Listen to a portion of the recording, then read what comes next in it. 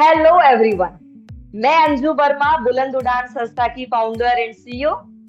मैं अब इस यूट्यूब चैनल पे पॉडकास्ट भी अपलोड करने वाली हूँ और इसमें वो पर्सन्स नहीं होंगे जिनके मिलियंस बिलियंस व्यू हैं, लेकिन उनके हार्ट किसी से कम नहीं। So hello everyone, welcome to my very first episode podcast. This podcast is special because यहाँ आपको उन लोगों की कहानियां सुनने को मिलेगी जिनके शायद मिलियन फॉलोवर्स तो नहीं, लेकिन उनके दिल और जज्बात मिलियन से बड़े हैं। आज का एपिसोड में हम मिल रहे हैं एक यंग और इंस्पायरिंग गर्ल से। निशा सिर्फ 14 साल की है, आरोही स्कूल डुल्ट में पढ़ती है, 10th क्लास की स्टूडेंट है और हरियाणा से है। निशा की यूनिकनेस ये है कि वो एक राजमिस्त्री की बेटी है जिनके पिताजी घर बनाने का काम अक्सर करते हैं और इसी के साथ उनका ड्रीम है सक्सेसफुल एंटरप्रेन्योर बनना। निशा का she is breaking stereotypes at such a young age and proving that courage has no limit. Let's welcome Nisha with a big round of applause. Welcome Nisha, कैसे हैं आप? आपका हमारे पहले एपिसोड अच्छी में मैम। आपका स्वागत है। और आप अपने बारे में बताएं, आप कौन हैं, आप कहाँ से हैं, आपका फैमिली बैकग्राउंड क्या है? आप अपने बारे में बताइए। मैं निशा हूँ और मैं हरियाणा से हूँ और फिलहाल मैं 10वीं कक्षा में पढ़ रही हूँ। मेरा स्कूल एक सामान्य सा स्कूल है, सरकारी स्कूल है। और मेरे पिताजी एक राजमिस्त्री है और मेरे पिताजी की इनकम ठीक ठाक है। हमारा घर का गुजारा हो जाता है और हमें 2 वक्त की रोटी मिल जाती है। और मेरा सपना है कि मैं एक बिग और सक्सेसफुल एंटरप्रेन्योर बनूं और अपने पापा को किंग वाली फीलिंग दिलाऊं। अरे वाह, हर बेटी पापा की जो है परी होती है और हर पापा के लिए वो करना चाहती है। आप कौन सी क्लास में हैं और आप कितने साल की हैं निशा? मैं 10वीं कक्षा में पढ़ रही हूँ और मैं 14 साल की हूँ। ओके, आपके घर में कौन कौन है और क्या करते हैं?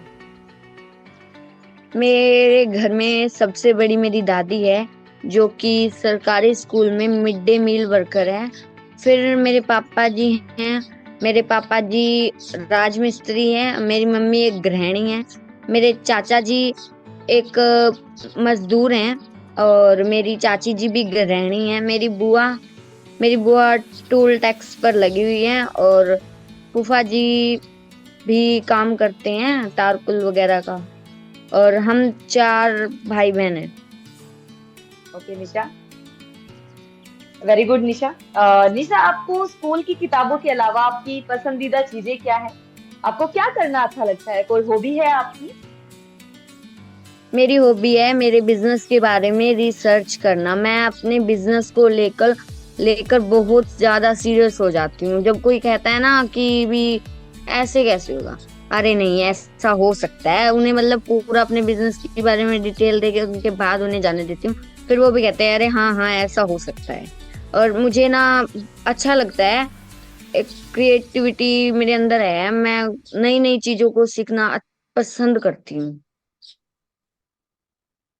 ओके, निशा, जब आपने पहली बार इंटरप्रेन्योर या बिजनेस ऐसे शब्द सुने थे, तो क्या आपके मन में ख्याल आया था कि आप भी कभी इसके बारे में सोच पाएंगे और कभी इस रास्ते पे चलेंगे आप? मैम जब पहली बार एंटरप्रेन्योर और बिजनेस शब्द सुना तो मैम ये शब्द ही बड़े बड़े लगे। और सोचा कि ये जो बड़े बड़े शब्द है ना बड़े लोगों पर सूट करते हैं, हम कहाँ बिजनेस और कहाँ एंटरप्रेन्योर बनेंगे। फिर मैम जब उनके बारे में धीरे धीरे रिसर्च की और वो किया तो मैंने पाया कि छोटे छोटे कदमों से वो बड़ा रास्ता तय किया जा सकता है। अरे वाह, अ, बहुत ही शानदार निशा। निशा, आप ये बताइए कि बुलंद उड़ान जो संस्था है उसमें आप कैसे जुड़े? आपकी कैसे ज्वाइनिंग हुई और पहले और अब में आपने क्या फर्क नजर आ रहा है? मैम मेरी जो बुलंद उड़ान के साथ मतलब कि मैं बुलंद उड़ान संस्था के साथ जुड़ी थी अपने स्कूल से। वहां पर 3-4 मतलब कि बच्चों को इंटेलिजेंट को लेके आए थे। तो बोले भी ऐसे ऐसे करके फार्म भरना है, तो हमने भरा और उसके बाद हमारा इंटरव्यू हुआ। हम बुलंद उड़ान संस्था के साथ जुड़े। और मैम उड़ान संस्था के जुड़ने से पहले मैं बहुत शर्मीली और मतलब मेरे अंदर इतना कॉन्फिडेंस नहीं था जितना कि अब मेरे अंदर मैं देख पा रही हूँ। और मैं मेरी स्टडी में भी मेरे को बहुत हेल्प मिलती है। और मेरी अब शर्म मिली जो मेरी वो थी मैम, वो दूर हो चुकी है। और मैं अब, लेकिन आज मैं जितना बोल्ड होके बोल पा रही हूँ ना मैम, मैं उतना पहले नहीं बोल पाती थी। बुलंद उड़ान संस्था से जुड़ने से पहले नहीं बोल पाती थी मैं इतना बोल्ड। निशा, आप संस्था में जुड़ने से पहले आपकी सोच क्या थी लड़कियों के प्रति, लड़कियों को लेकर? गांव में आप देखते रहते हैं लड़कियों के साथ क्या हो रहा है, कैसे जीवन वो व्यतीत करते हैं, क्या उनके सपने होते हैं? मैम सपना उनका होता है कि हाँ बड़े होकर मेरे को कुछ बनना है, और मतलब कि मुझे भी अपने पापा को राजा जैसी फीलिंग दिलानी है। और मैम, बट मैम आस पड़ोस के घर वाले उन्हें सपोर्ट करते हैं, लेकिन जो आस पड़ोस में होते हैं ना मैम, वो उनकी टांग खींचने में लगे रहते हैं भी इन्हें सपोर्ट ना कर पाए। और मैम मेरे साथ भी ऐसे ही हुआ था। बोले कि क्या है बुलंद उड़ान संस्था, ऐसा क्या ही कर लेगी, अभी स्कूल में जा रही है, वो बहुत होता है। तो मेरी मम्मी, मेरे पापा, मेरी दादी ने मेरे पे विश्वास किया और मेरे को संस्था में जोड़ा जोड़ा और बोले कि पढ़, तू जितना पढ़ पाएगी और कुछ तो हेल्प मिलेगी तेरे को। संस्था है, कुछ हेल्प कर रही है, कुछ मिलेगा तेरे को, कुछ नया सीखने को मिलेगा। तू स्टडी कर, अच्छे से फोकस कर। और भी कोई बात नहीं, जो ये कहेंगे उनकी बातों को अनसुना करके तू अपने करियर की तरफ आगे ध्यान दे। निशा, मैं अच्छे से जानना चाहती हूँ कि लड़कियों की जिंदगी, क्योंकि मैंने सुना है और मैं भी रही हूँ गाँव में, कि चूल्हे चौके तक ही सीमित होती है। लड़कियां बड़े बड़े सपने देख लेती है लेकिन उनको नहीं पता कि कैसे पूरे करना है, कैसे नहीं। चार लोग क्या कहेंगे, वो उसी चीज में लगी रहती है। और मैंने भी देखा है कि ज्यादातर लड़कियां ये सोचती है कि काश मैं लड़का होता, लड़की नहीं। तो आपका इस बारे में क्या कहना है, कि आपने भी कभी ऐसा सोचा है? नो मैम, मैंने तो कभी नहीं सोचा कि मैं लड़का होता या फिर मैं लड़की क्यों हुई।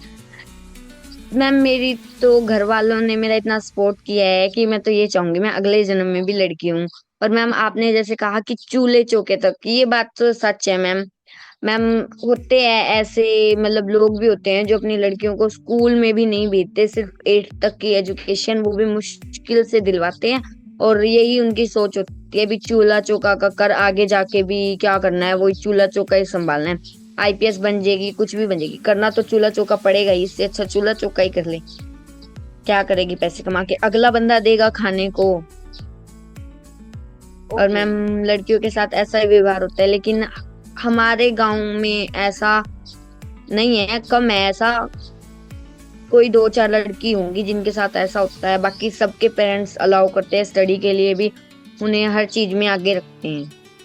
और मेरे पेरेंट्स ने तो खुली छूट दी है, मैम पढ़, आगे बढ़, जैसा करेगी अब तेरे हाथ में है। वेरी गुड निशा, सुनकर बहुत अच्छा लगा। मैं आपको बता दूं, सभी ऑडियंस को, कि जिस बुलंद उड़ान संस्था का बार बार जिक्र हो रहा है, वो बुलंद उड़ान संस्था मुझे प्राउडली फील कर रही हूँ मैं बताते हुए कि वो मेरी संस्था है, जिसको मैंने स्टार्ट किया था जब मैं 5th क्लास में थी। मेरी भी स्टोरी कभी मैं लेके आऊंगी आप लोगों के सामने कम्प्लीटली।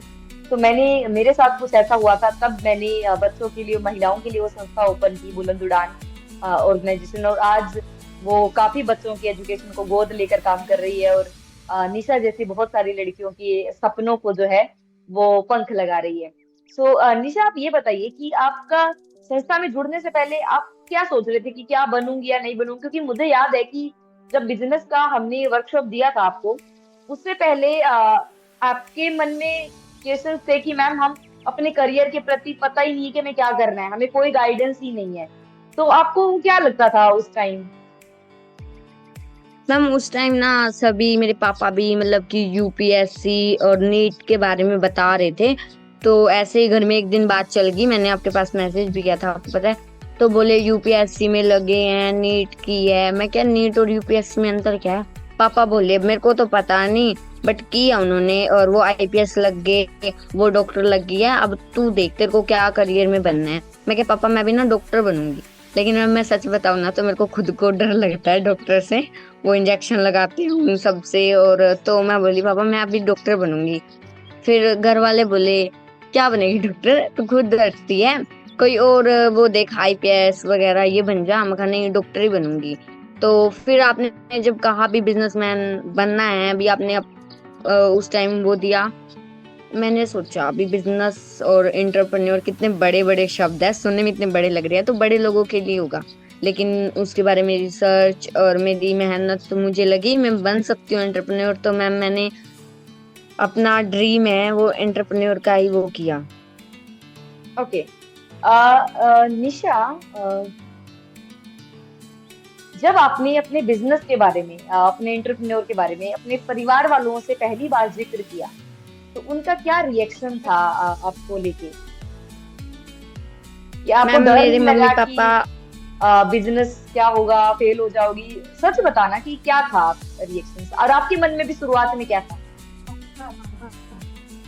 मैम जब मैंने ये आइडिया ना मेरे रिलेटिव्स को बताया और मेरी मम्मी को बताया, तो पहले तो मैं मतलब अपना छोटा मोटा बिजनेस खोलने की कह रही थी भी मैं मेडिकल करूंगी। तो मैंने अपने मामा जी से बात की जो कि फिलहाल डॉक्टर हैं। तो मामा बोले कवे ये काम उनको सूट करता है जिनके पेरेंट्स नहीं होते, तेरे पेरेंट्स है वो खर्चा कर रहे हैं, पढ़ ले आईपीएस वगैरह डॉक्टर वगैरह बन जा। तो क्या करेगी तू। मम्मी और पापा फिर भी सपोर्ट में थे, बोले चल कोई नहीं किसी और से पता करते हैं भी कैसे क्या होगा।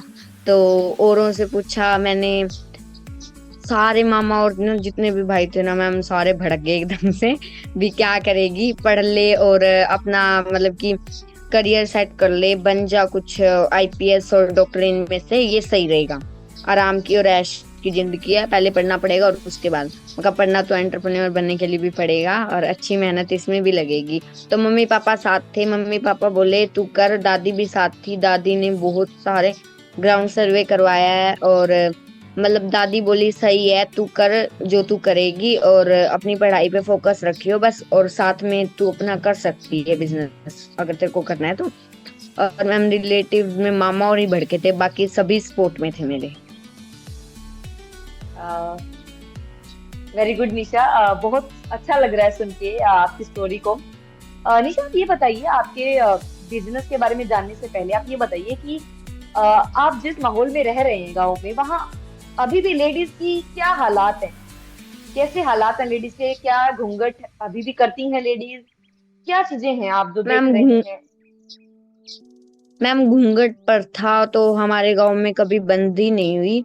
लगा लो जैसे लेडीज आती हैं शादी करके तो हाँ उन्हें ये जरूर होता है भी अपने जो ससुर है जैसे कि अपने फादर फादर इन लॉ हो गए उनसे घूंघट नहीं करना, बट जो बाहर से आएंगे जैसे पड़ोस से आगे या कुछ और उनके आगे तो उन्हें फिर भी घूंघट करना पड़ेगा।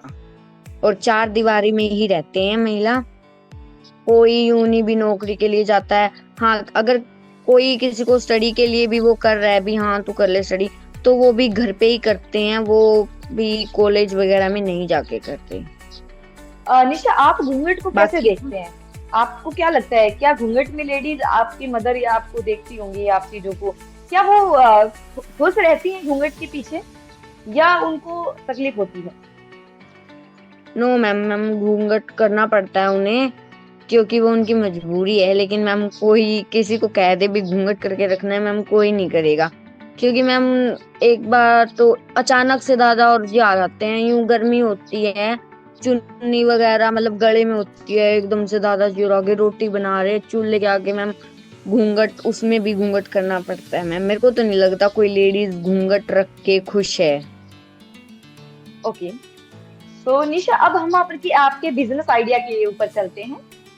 बहुत सारी हमारी जो ऑडियंस है वो इस वीडियो को देख रही है, वो चाह रही है कि अरे ये बिजनेस एंटरप्रेन्योर ये बड़े बड़े शब्द यूज कर रहे हैं, लेकिन आखिरकार ये बच्ची क्या करना चाहती है, क्या करती है? तो चलिए अब उस बड़े आइडिया के बारे में बात करते हैं जिस पर आप काम कर रही हैं। आसान शब्दों में बताइए कि आपका बिजनेस आइडिया आखिरकार क्या है और आपने क्या प्रॉब्लम देखी और फिर इस बिजनेस के बारे में सोचा। मेरा बिजनेस आइडिया है कि मैं हेयर प्रॉब्लम्स को मतलब उसके सॉल्यूशंस है, हेयर प्रॉब्लम को सोल्व करने वाली हूँ। मेरा जो हेयर प्रोडक्ट मैं बनाऊंगी वो 5 से 7 जो हमारे हेयर की प्रॉब्लम्स है उन्हें सोल्व करेगा। फर्स्टली तो वो डैंड्रफ और स्क्रैप कम करेगा, हेयर की ग्रोथ करवाएगा और मतलब नेचुरली ब्लैक कलर उनका हो जाएगा। अगर हम अच्छे से मेरे प्रोडक्ट का आप यूज करोगे तो उनका हो जाएगा नेचुरली ब्लैक कलर। मैम मैंने एक समस्या देखी, मैं देखती थी मेरे साथ ना 4th से एक लड़की पढ़ रही है मेरे साथ, उसका नाम है रेखा, और मैम उसके ना बाल बिल्कुल बिल्कुल वाइट है। वो बता रही है मेरी नजला है। मैं क्या, नहीं इसमें कोई प्रॉब्लम होगी, कोई विटामिन की या कुछ दवाई ले। बोली नहीं, बाबा जी को दिखाया था, डॉक्टर जी को दिखाया था, वो नजला बता रहे। तो फिर उसके बाद से ना मैम, अभी 6th और 7th में आते आते मेरे भी कान के पीछे से बाल वाइट होना स्टार्ट हुए। फिर मैंने देखा, मैंने डॉक्टर से दवाई की, तो बोले 700 की है, और ऐसे वैसे मतलब कि कई दिन यूज करनी पड़ेगी, 2 बार 4 बार लेनी पड़ेगी, तब जाके इत आराम होगा, या होगा भी या नहीं होगा ये भी मैं कुछ नहीं बता सकता।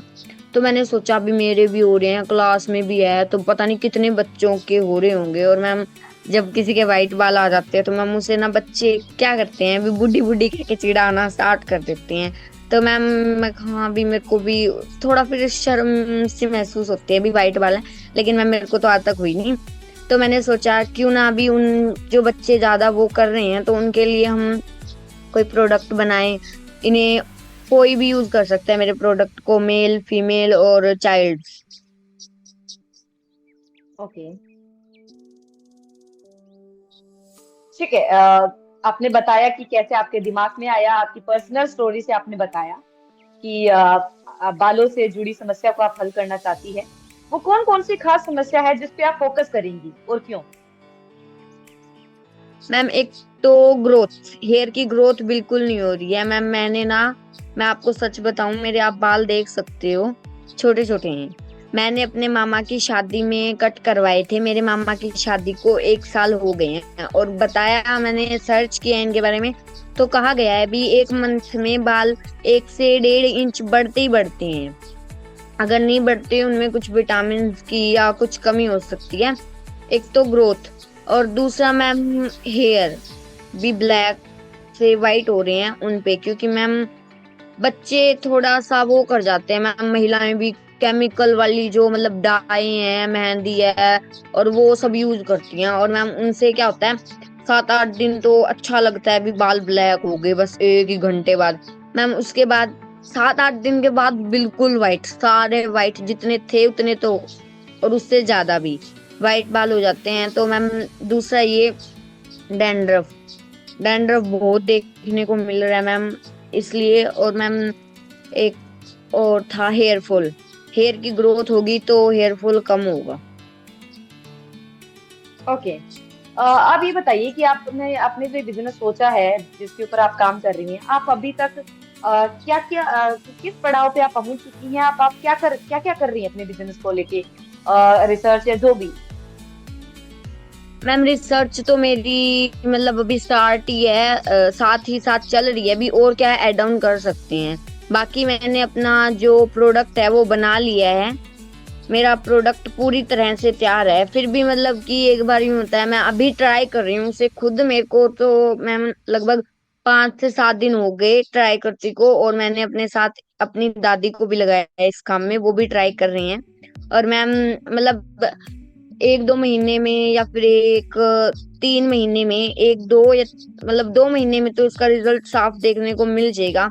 और मैम अभी से मेरे को मेरे बालों में सॉफ्टनेस फील हो रही है, और मेरा जो डैंड्रफ है वो भी कम है, और हेयर फॉल भी कम है मैम, पहले से तो बहुत कम है। ओके, अब ये बताइए निशा कि बाजार में तो पहले ही बहुत सारे प्रोडक्ट्स हैं जो हेयर्स को लेकर हैं, डैंड्रफ और इन चीजों को लेके। तो आपका प्रोडक्ट या सर्विस उनसे कैसे अलग होगी या कैसे बेहतर होगी, और किन लोगों के ऊपर आप फोकस करेंगे? मैम मेरा फोकस तो सभी के ऊपर रहेगा, बट मैम जो मिडिल क्लास वाले हैं ना, वो क्या करते हैं, मिडिल क्लास हो गए या फिर लोअर हो गए बिल्कुल ही, जो मैम मतलब कि ठीक ठाक है, मतलब कि बहुत अच्छे हैं, उनका घर बार अच्छे से चल रहा है, इनकम ज्यादा है मैम, वो तो फिर भी कर लेते हैं, लग्जरी ब्रांड्स ले लेंगे। बट मैम मिडिल क्लास वाले और जो बिल्कुल ही लोअर हो गए, वो इतना अफोर्ड नहीं कर पाते कि वो बिल्कुल लग्जरी ब्रांड खरीदे। और मैम वो 10 रुपए की मेहंदी आती है, वो घोलते हैं और अपने बालों में लगा देते हैं, उनके बाद से उनके सारे बाल ही वाइट हो जाते हैं।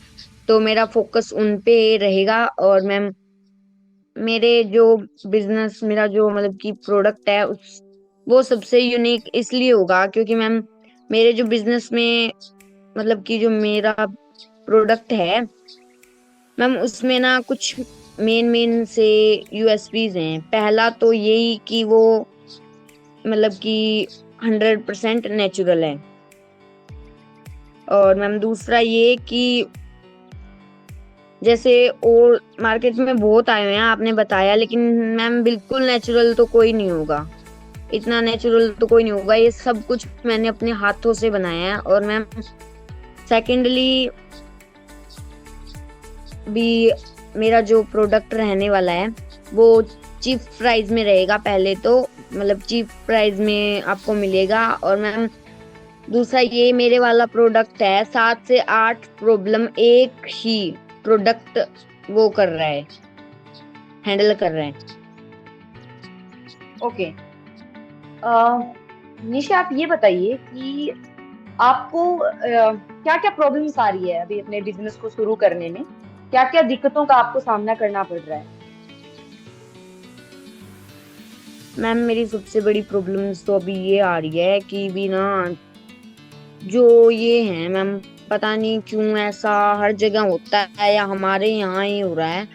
एक दूसरे को मतलब उनका कुछ हो रहा हो ना तो देख के यूं करना, नहीं वो क्या कर लेगी, वो ऐसे कर रही है वैसे कर रही है। तो मैम सबसे बड़ी प्रॉब्लम तो यही है, किसी के घर अगर पूछने भी जाए ना भी आपके हेयर्स की या ग्राउंड सर्वे के लिए मैं गई हूँ, तो मैम 2-4 ने तो ऐसे ही घर गेट से ही कह दिया अभी आप जाओ, हमें कोई भी ग्राउंड सर्वे नहीं करवाना, आप जाओ। मैं क्या ठीक है भाई आंटी थैंक यू। क्यों किसी के मतलब साथ लड़ाई की मैम, और गांव कई की लेडीज ही आपको सहयोग नहीं दे रही है क्योंकि उनको लग रहा है कि लड़की आगे ना बढ़ जाए। Yes ma'am. Okay. But ma'am वो दो चार लेडीज है, बाकी पूरे गांव ने मतलब कि मैंने पूरे गांव में सर्वे किया मैम, पूरा गांव सपोर्ट में है। और मैम जैसे कि ये बन जाएगा तो मैम गांव वालों को तो सबसे ज्यादा प्राउड फील होगा। और मैम चुनौती मेरे पास एक ये है, अभी मेरे को ना अभी अपना प्रोडक्ट पैकिंग के लिए बुक्सेस चाहिए और उसके ऊपर अपनी स्टैंप भी करवानी है अपने जो उसकी है ब्रांड की। तो मैम वो मेरे को अभी प्रॉपर वो नहीं है, अभी वो कहाँ से कैसे होगा। ओके। मैं ऑडियंस को बता दूं कि हम इनके ब्रांड का नेम तो अभी डिस्क्लोज नहीं करेंगे क्योंकि उसका एक डे होगा स्पेशल, जिस दिन ये लॉन्च करेगी अपने प्रोडक्ट का, तभी ये अपना नेम जो है वहां रखेगी। तो बहुत ही अच्छा लग रहा है कि गांव की जो लड़कियां जिनको सपने देखने का हक ही नहीं होता था, 18 साल के बाद या उससे पहले ही शादी कर दी जाती थी, आज वो लड़की सपने देख रही है। और ना कि एक पढ़ने का, बल्कि एक बिजनेस वुमेन या इंटरप्रेन्योर बनने का भी वो सपना जो है देख रही है। सो निशा, आप ये बताइए कि आप अपने इस इंटरप्रेन्योर जर्नी को, इस बिजनेस को 5 साल के बाद कहाँ देखती हैं? खुद को आप 5 साल के बाद कहाँ देखती है अपने इस आइडिया को? आपका सबसे बड़ा सपना क्या है? मैम मेरा सबसे बड़ा सपना है मैं 5 साल बाद अपने प्रोडक्ट को इंटरनेशनल लेवल तक देखना चाहूंगी। और मैं मतलब हर कोने कोने में अगर किसी को हेयर से रिलेटेड कोई भी प्रॉब्लम है ना, तो मतलब वो और कोई ब्रांड ना हो, बस फॉर हेयर, मतलब कि निशाज हेयर प्रोडक्ट का ही वो हो। और मैम दूसरे छात्राओं के लिए मतलब दूसरे बच्चों के लिए मेरा एक संदेश है, अगर आपको अपने ऊपर विश्वास है, अगर आप स्टडी में अच्छे हैं, अपने ऊपर विश्वास है, तो प्लीज अपने उस सपने को देखिए जिस पर आप काम करना चाहते हैं। अपनी लाइफ में कुछ बड़ा करिए, कुछ बड़ा अचीव करिए और अपने पेरेंट्स को बिल्कुल किंग एंड क्वीन वाली फीलिंग, प्राउड फील करवाओ बिल्कुल। वेरी गुड निशा, आपकी बातें सुनकर मुझे तो रोंगटे खड़े हो रहे हैं कि एक 14 साल की बच्ची ये सारी बातें बोल रही है। आपने संदेश भी दिया है हरियाणा के बच्चों को। निशा, अगर कोई दर्शक देख रहा है हमारी इस वीडियो को, वो आपसे जुड़ना चाहे, आपके आइडिया को सपोर्ट करना चाहे, आपके बिजनेस को सपोर्ट करना चाहे, तो वो कैसे कर सकता है? मैं, जो भी जनता सुन रही है, मैं आप सबको बता दूं कि निशा एक बहुत ही लो बैकग्राउंड से है। मैं इनके जितना बताऊं उतना ही कम होगा इनके बैकग्राउंड के बारे में, लेकिन फिर भी इनकी फैमिली के साथ खड़ी है। निशा अपने माँ बाप का विश्वास जीत रही है। तो इनके पास काफी रिसोर्सेज की भी कमी रहती है और सपोर्ट की भी रहती है। तो आप ने इनका बिजनेस सुना, ये अभी रिसर्च फेज में चल रहा है, लोगों से बात करने के फेज में चल रहा है। इन्होंने एक प्रोडक्ट बनाया भी है, जिसके बारे में अभी सारी चीजें लॉन्च होगी, सब कुछ होने वाला है कुछ ही टाइम बाद में।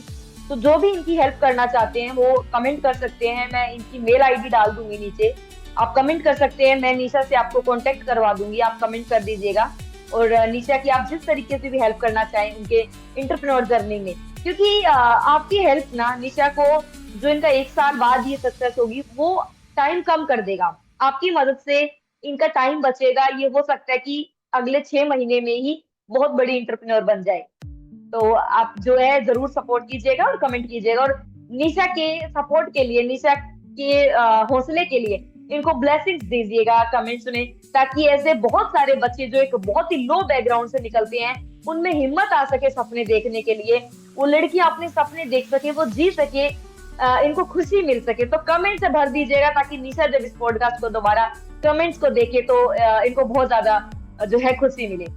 जाते जाते आप अपनी सफलता का एक मूल मंत्र बताइए निशा, जो आपको हमेशा आगे बढ़ने की हिम्मत देता है। मैम, बुलंद उड़ान संस्था में हमारा जो आप सेशन लेते हैं मैम, आप हर बार और हर सेशन में एक थॉट जरूर बोलते हैं कि हार मत मानना, आपके छोटे कदम आपके बड़ी सफलता का मतलब कि वो होने वाली है, आपके छोटे छोटे कदम से आपको बड़ी सफलता मिलेगी। तो बस मैम आपके इसी थॉट को सुनकर एक आत्मविश्वास आया है खुद के अंदर, तो मैं खुद से छोटे छोटे कदम बढ़ा रही हूँ, और जैसे आपने कहा था मुझे भी बड़ी सफलता जरूर प्राप्त होगी। तो गाइस, ये निशा है हमारे साथ, जो एक बहुत ही छोटे से गांव से हैं, बहुत ही छोटे गांव से, और उस डुल्ट गांव से, फतेहाबाद के, हरियाणा जिले के। हरियाणा नाम सुनकर ही आप सबको पता है कि वहां लड़कियों को अभी काफी चीजें सुधार आई है, लेकिन फिर भी कहीं किसी एरिया में आज भी लड़कियों को बोझ समझा जाता है, लड़की के होने पर खुशी नहीं होती है उन लोगों को। तो आप प्लीज इनको प्यार दीजिएगा, और हमारे इस पॉडकास्ट को इतना प्यार दीजिएगा, इतना सपोर्ट कीजिएगा, बच्चों के साथ शेयर कीजिए इन पॉडकास्ट को। 14 साल की एक बच्ची है जो आने वाले टाइम में बिलियनियर बनने वाली है, और वो हमारी संस्था को भी डोनेशन देगी फिर निशा। सो आप प्लीज इनको सपोर्ट कीजिए, और इस चैनल को सब्सक्राइब कर दीजिए, लाइक कर दीजिए, और इस वीडियो को भी ज्यादा से ज्यादा शेयर कर दीजिए, और अपना इतना सारा प्यार दीजिए निशा को, इतना सारा प्यार दीजिए कि निशा जल्दी ही इंटरप्रेन्योर बनकर हमसे निकले। तो थैंक यू सो मच निशा, मुझे बहुत मजा आया आपके साथ बात करके, एंड मुझे पूरी उम्मीद है, और मैं दोबारा पॉडकास्ट आपके साथ जल्द करने वाली हूँ, जब आप इस बिजनेस को लॉन्च कर देंगे, आप इस एंटरप्रेन्योर जर्नी को जब लॉन्च कर देंगे, तब हम आपसे जल्द दोबारा इस पॉडकास्ट में मुलाकात करेंगे। निशा, आप जाते जाते कुछ कहना चाहेंगे? मैं यही कहना चाहूंगी कि अपने सपने पर काम करें और अपने सपने को जरूर पूरा करें। Okay, thank you so much everyone. इस पहले पॉडकास्ट को बहुत सारा प्यार दीजिए, इतना सारा प्यार दीजिए कि जब मैं अपलोड करूँ और मैं सुबह उठूं तो आप लोगों के प्यार को देखकर मुझे इतनी खुशी हो जाए, और हम भी निशा की कुछ हेल्प कर पाए। और मैं और मेरे पास कुछ कहने को नहीं है, क्योंकि निशा के बारे में सुनकर, निशा की जो स्माइल है, मुझे पता है, मैं निशा की बहुत सारी स्टोरीज जानती हूँ, बहुत सारे दुख दर्द भी हैं इस स्माइल के पीछे, लेकिन वो चीजें धीरे धीरे आप लोगों के सामने आएगी। जरूर सपोर्ट कीजिए, लाइक कीजिए, सब्सक्राइब कर दीजिए, और निशा को सपोर्ट करने के लिए कमेंट जरूर करिए। Thank you so much everyone, और देखते रहिए हमारे इस चैनल को। इस पे हम और भी बच्चों को लेकर आएंगे, और भी जो है ऐसी स्टोरीज को हम लेकर आएंगे जो आप लोगों को कुछ प्रेरणा दे, कुछ सीखने को मिले, जिनको दूसरे पॉडकास्ट में बोलने का नहीं मौका मिलता है, क्योंकि उनके पास मिलियंस फॉलोवर्स नहीं है। तो लेकिन मिलियंस के हार्ट है, हम उन बच्चों को और उन लोगों को यहाँ पे पॉडकास्ट में बुलाने वाले और उनके दिल की बातें जानने वाले हैं।